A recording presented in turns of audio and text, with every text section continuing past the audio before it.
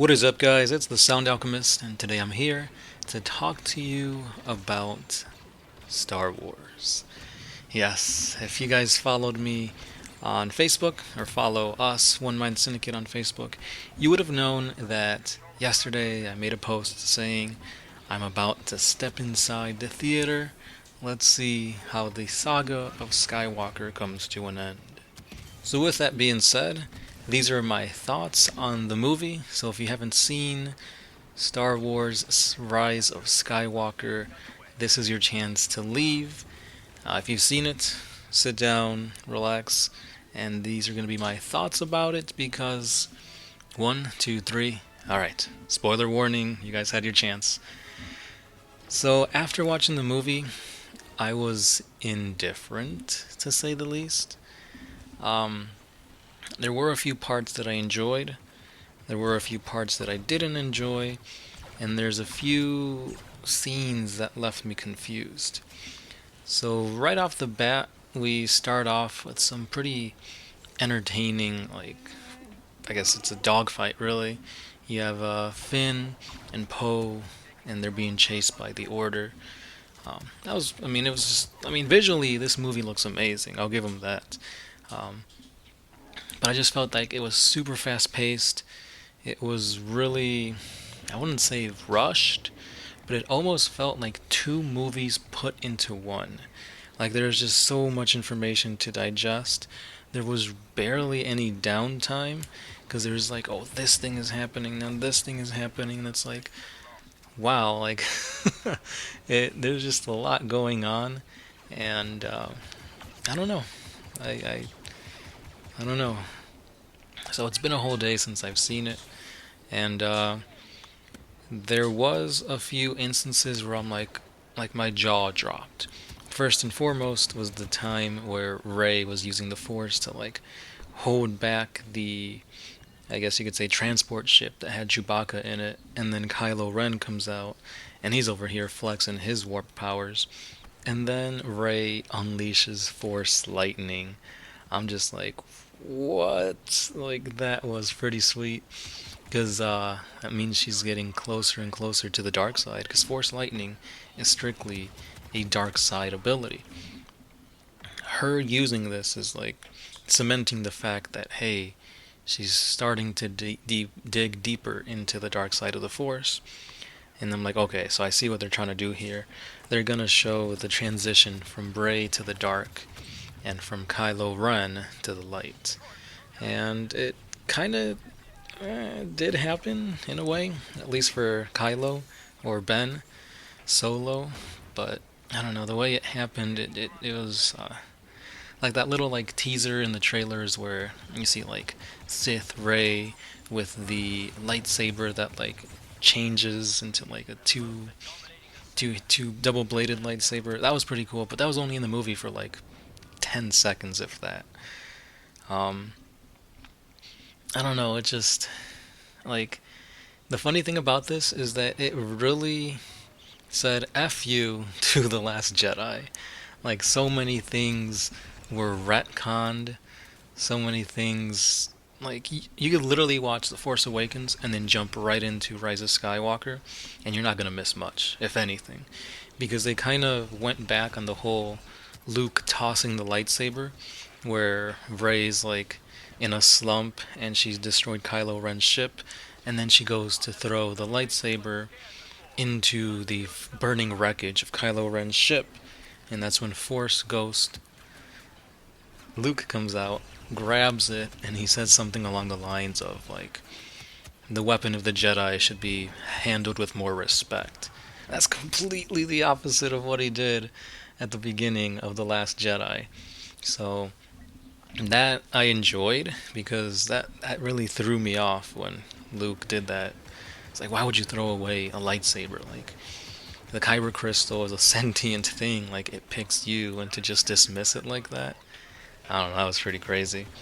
But yeah. Like looking back, like there is really nothing in The Last Jedi that transitioned well to this movie because the whole thing about Rey's parentage, I guess, her lineage, her heritage, her family, Basically, it meant nothing. Like, the whole thing about The Last Jedi was, like, it doesn't matter if you're a Skywalker or who your parents are. Like, you are a Force chosen child, and you're gonna do what you need to do, regardless of who you are. Just because you're the chosen one doesn't mean you're gonna amass to great things. Look at um, Anakin. But this one kind of went back on that, and it's like, yeah, lineage is important. You have to find out who you are, you being Rey.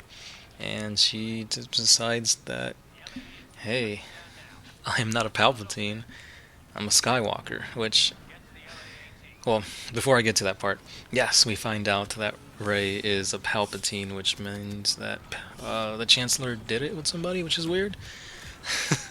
But I mean, I guess it's cool to be the son of a bad guy. But yeah, that was a little like I didn't see it coming. I should have with the whole Force lightning thing. But yeah, Rey being a Palpatine is cool. I would have preferred her to be like a Kenobi. That'd be pretty badass. Um, but yeah, anyway, what I was saying at the end of the movie, when Rey's like, "Yeah, I'm Rey Skywalker." I don't know how I felt about that. For one, like the whole purpose of this movie is to give meaning as to who Rey is. Because the whole time she's like not sure of who she is, and when she finds out that she's Palpatine, she kind of wants to dismiss this thing. Like, how can she be related to like the Lord of the Sith? And then she sees the Force ghost of Luke and Leia, and she's like, these guys, in her eyes, are her uh, parents in a way. She was taught by Luke, taught by Leia. Even goes to call Leia Master because she was teaching Rey how to like hone her Jedi powers and whatnot. So she says, "Hey, I'm gonna continue the legacy of Skywalker, and I am a Skywalker." So that's pretty interesting. I would have preferred her to say, "No, I'm Rey Palpatine," because it doesn't matter who my parents are, who my grandfather is or was. I'm gonna be me, and I'm gonna pave my own path, not one that's been given to you. So, another thing that I didn't really enjoy was the Knights of Ren. They were such a letdown. All they did this movie is stand on a rock and have a really bad fight with Ben Solo at the end, which they're not even wielding like lightsabers or like any type of weapons with kyber crystals, and they're wearing black and they're fighting in a dark cave so you can barely tell what's going on. Yeah, that was a complete and utter letdown.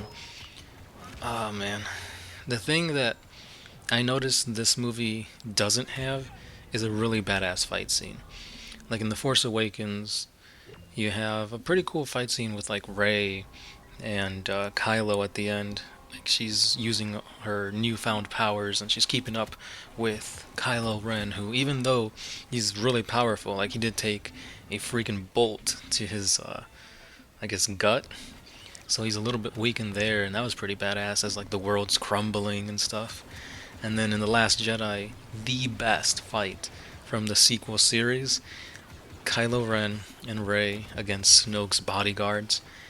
That was really, really good. Awesome fight scene. Really enjoyed it. And in this one, you have Rey against Kylo on the Death Star wreckage. I didn't really like it that much. It, like, yeah, she ends up killing him, or presumably killing him, but because of an intervention from Leia, which, I don't know, she didn't really need to do that, I guess. But she felt like that's the only way to show her son that, hey, there is hope. So she passed on, but that gave Rey the chance to strike him down, and I guess he had a change of heart after this. But the cool thing is, Force healing is officially canon. Well, I guess they already made it canon in The Mandalorian, because Baby Yoda can Force heal. But that was cool. I instantly thought about Baby Yoda when Rey did the Force heal thing. I'm like, oh, that's pretty cool. Um, yeah, I mean, I don't know what else to say. Like, It's not a bad movie, but it's not a great movie.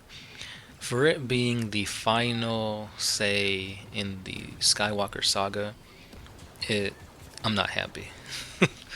Like it could have been so much better. I was expecting like Avengers Endgame type like awesomeness, which they kind of did at the end with like all the ships coming in to save them, but you totally saw it coming. The final fight against Palpatine, I didn't really like because at first Palpatine was like, "Oh, Rey, I need you here alive. I need you to kill me, and you will become me." And then he's flips the switch and he's like, "No, I'm gonna kill you and I'm gonna rule." That felt really jarring for him to just change his mind like that. But I guess he did like siphon their energy with like Sith powers. Which, if he knew he could have done that, why didn't he just start off with that? Anyway, the whole Snoke thing being clones, the whole Emperor being alive after all these years, and how he can't truly die because he's like using the powers of the Sith, and how he's pretty much a zombie stuck on all these tubes, and I don't know. I mean, if they would have like said Palpatine was still alive in the Last Jedi, and then he would have been more of a threat. Because how did he make all these like ships appear to be fully manned as well? Like I can understand, a secret plan to build all these ships and have your armada ready to take out planets, but to have it fully staffed and I don't know, it felt rushed and it was just a little too convenient. Um, Rose became almost non-existent. How she was like almost the main character in The Last Jedi, and to just have like 3 lines in the whole movie. Yeah, this was like a huge like fu to The Last Jedi, which a lot of people didn't like, but I guess now they're starting to enjoy more because of how bad this movie is. And again, in my opinion, it's not bad. It's just not good. It's okay. Visually, it looks amazing, but it just falls short on so many things. I would have preferred a more badass choreographed lightsaber battle.